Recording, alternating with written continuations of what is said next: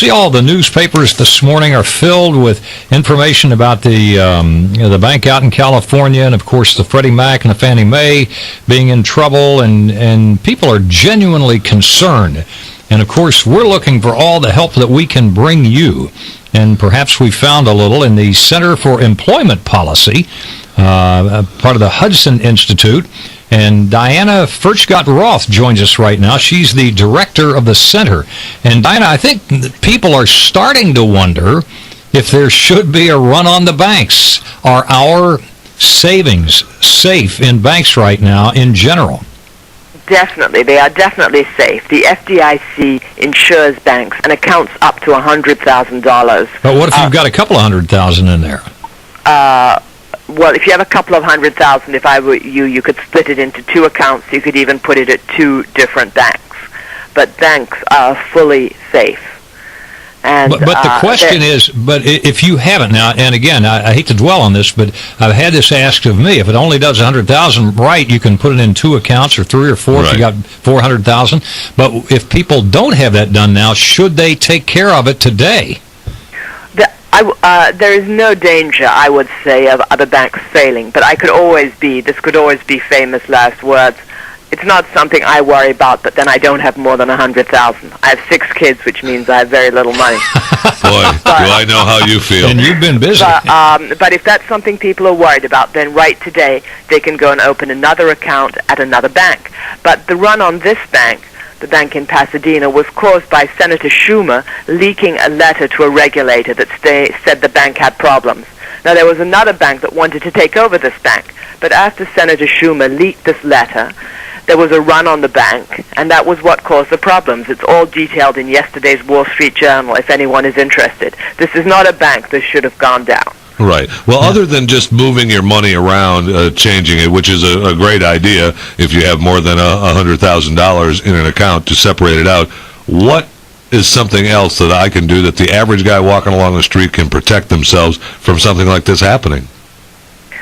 Well, I think that that's the only thing to do, and it's not much of a danger. It's a tiny risk. Probably there's more of a risk of being hit by lightning than losing one's money in a federally insured bank. So people are absolutely safe if they split the money into two accounts and don't have more than $100,000 in each. But as to what else to do in this downturn, I think people should first remember that we haven't even had one negative quarter of GDP growth. The economy is still growing. The unemployment rate at 5.5 is still lower than the unemployment rates of the 70s, 80s, and 90s. We have low overall inflation. We have high retail sales, excluding the automobile sector. So things are not as bad as all that. You're beginning to sound as Pollyanna-ish as the president did yesterday. Well, I'm just citing basic economic statistics. Of course, the price of gasoline is high, and many people, the amount of gasoline used in the United States last month fell for the first time ever as people are economizing on trips. Yeah. People are also going to lower-cost grocery stores. But this is not the Great Depression. Yeah. Well, how we need close? to keep this in perspective. This isn't even the 1970s with the gas lines. All right. Well, how close are we? Because if people start having a nervous attack and start doing a domino effect on these banks, how long before the banks say, "Wait a minute, we're out of money"? Well, the Federal Reserve has opened a discount window to investment banks, and there is no danger of the financial sector going under. The one danger that people might be concerned about is that there's too much inflation, because the Fed has basically said, you can have unlimited borrowing. We're going to open the discount window. You can, if you have a run on your bank, you can borrow as much money as you like if you have a run on your investment bank.